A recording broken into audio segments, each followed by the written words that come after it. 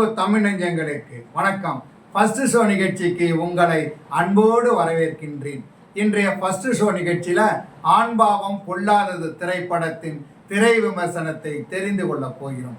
வாங்க நிகழ்ச்சிக்கு போவோம்.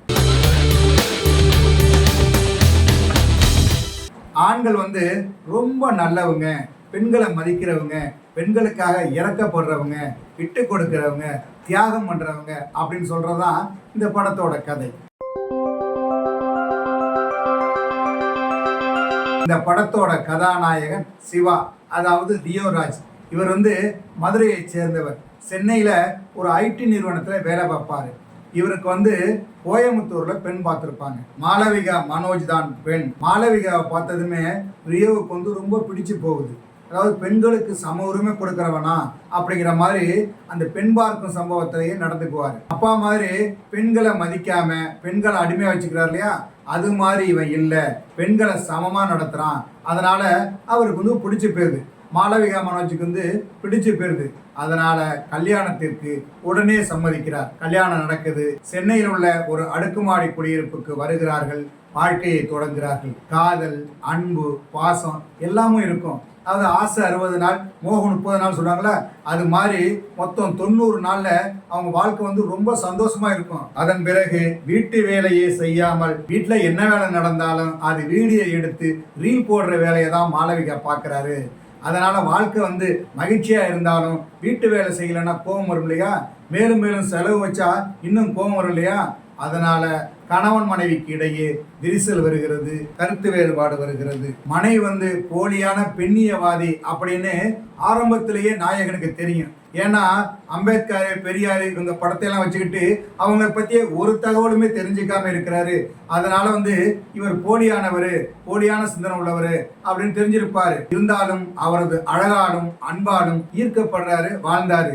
இப்போது அம்பேத்கர் பிறந்த ஊருக்கும் காந்தி பிறந்த ஊரையும் கூட தெரியாதவர் என்று தெரிந்து திருமணம் செய்து கொண்டவர். கார்ல் மார்க்ஸ் படத்தையும் ஜியு போப்பு படத்திற்கும் கூட வித்தியாசம் தெரியாதவர் என்று வாழ்ந்தவர். அவர் சொந்தமாக தொழில் நடத்த போகிறேன் என்று சொன்னதும் கோபப்படுகிறார், ஆத்திரப்படுகிறார். இதனால் கதாநாயகி அதிர்ச்சி அடைகிறார். பொய்யாக பெண்ணிசம் பேசிக்கிட்டு நம்மளை ஏமாத்துறா அப்படின்னு தெரிஞ்சதும் கதாநாயகன் சும்மாடுவாரா? இப்பதான் அழுத்து போச்சுல்ல, கோபம் வரும்ல. அன்பு இருந்த மனதுல கோபம் வந்துடும். திட்டுவாரு, வேதனைப்படுத்துவாரு, கலங்கடிப்பாரு. அவர் ஏதோ ஒரு முக்கியமான விஷயத்த சொல்ல வருவாரு, அதை கூட கேட்காம அவரை திட்டுவாரு. திட்டினதுல பஞ்சாயத்துல அவர் கீழே விழுந்துருவாரு. அதாவது அவர் தனக்கு கர்ப்பமாக இருக்கு அப்படின்னு சொல்றதுக்காக கணவன்கிட்ட ஆசையா இருந்திருப்பாரு. அதை கூட சொல்ல விடாம கணவன் திட்டினதுனால, மயக்கம் போட்டு கீழே விழுந்ததுனால கரு கலைந்து போகிறது. மனைவி கருவுற்றார் என்பதையே தெரிந்து கொள்ளாமல் மனதை நோகடித்து விட்டோமே என்று வருத்தப்படும் நாயகன் அவரிடம் மன்னிப்பு கேட்க நினைக்கிறார். ஆனால் மனைவியோ மருத்துவமனையில் இல்லை. பதிலுக்கு வழக்கறிஞர் வீட்டில் தங்கியிருப்பார். காரணம், இனி சேர்ந்து வாழ இஷ்டம் இல்லை, நாம பிரிஞ்சிடுவோம். என்னுடைய அப்பா எப்படி பெண்ணை அடிமையாக வைத்துக் கொள்ள நினைத்தாரோ அதே மாதிரிதான் நீயும் வைத்துக் கொள்ள நினைக்கிறாய். அதனால விவாகரத்து பண்ணிக்குவோம், சேர்ந்து வாழ வேண்டாம் அப்படின்னு சொல்லுவார். இதனால் கதாநாயகன் வேதனை அடைகிறார். மனைவி மீது பேரன்பும் அவரது செயல்கள் மீது பெரும் கோபமும் கொண்ட கதாநாயகன் அவருடன் சேர்ந்து வாழ முயற்சிக்கிறார். வழக்கு நடத்த முயற்சி செய்து வருகிறார். ஆனால் அதில் அவருக்கு வெற்றி கிடைத்ததா இல்லையா என்பது இந்த படத்தின் மீதி கதை.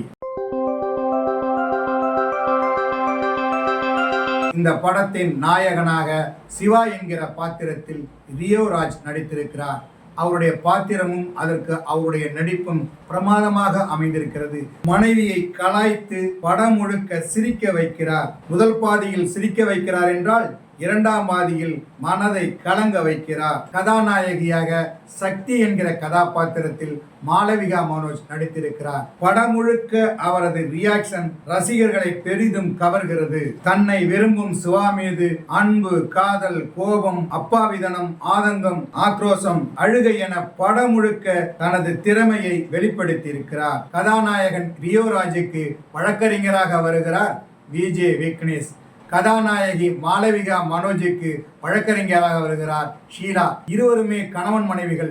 இருவருமே வாழ்க்கையில் பிரிந்து வாழ்வார்கள். அவர்களுக்கென்று ஒரு கோபமும் சென்டிமெண்ட்டும் கலந்த வாழ்க்கை இருக்கிறது. இந்த படத்தில் ஆர்ஜே விக்னேஷுக்கு நடிக்கிற வாய்ப்பு நிறைய கிடைத்திருக்கிறது. படம் முழுக்க பல இடங்கள்ல சிரிக்க வைக்கிறார், சில இடங்கள்ல அழுக வைக்கிறார். அந்த அளவுக்கு அவருடைய பாத்திரம் படைக்கப்பட்டிருக்கிறது. அதற்கு அவருடைய நடிப்பு சிறப்பு சேர்க்கிறது. அதாவது எந்த நடிகருக்குமே நல்ல வாய்ப்பு கிடைச்சாதான் நடிக்க முடியும். இவருக்கும் நடிக்கிற திறமை இருக்குது, இருந்தாலும் அதற்கான வாய்ப்பு அமையணும் இல்லையா? அது இந்த படத்துல கிடைச்சிருக்கிறது. மனிதர் பிரமாதப்படுத்தியிருக்கிறார். அதே மாதிரி சீலா மற்ற படங்களை பார்த்ததை விட இந்த படத்துல மிகவும் அழகாக இருக்கிறார். நியாயத்திற்காக கோவப்படுகின்ற காட்சிகளில் மனதை தொடுகிறார். அவருடைய நடிப்பும் கவனிக்கும்படி அமைந்திருக்கிறது. இவர்களுக்கு அடுத்தபடியாக ஜென்சன் திவாகர், அவருடைய வசனத்துக்கு தியேட்டரில் சிரிப்பு மழை, பல இடங்களில் கைதட்டலை அள்ளுகிறார். அந்த அளவுக்கு அவருடைய பாத்திரம் சிரிப்பூட்டுவதற்காக அவருக்காகவே வசனங்கள் உருவாக்கப்பட்டதாக அமைந்திருக்கிறது. தமிழ் சினிமாவில் நகைச்சுவை நடிகர்கள் குறைவாக இருக்கிறார்கள். அந்த வாய்ப்புகள் இவருக்கு கிடைக்க அதிகம் வாய்ப்புகள் இருக்கிறது. நாயகியின் தந்தையாக வருகிறார் ஏ வெங்கடேஷ். அதே போல நாயகியின் அம்மா, கதாநாயகனின் அம்மா, அப்பா, சமூக சேவகி, அவருடைய கணவர் என படத்தில் நிறைய பேர் நடித்திருக்கிறார்கள். எல்லோருமே படத்தின் நகைச்சுவைக்கும் சென்டிமெண்ட் காட்சிக்கும் உதவி இருக்கிறார்கள்.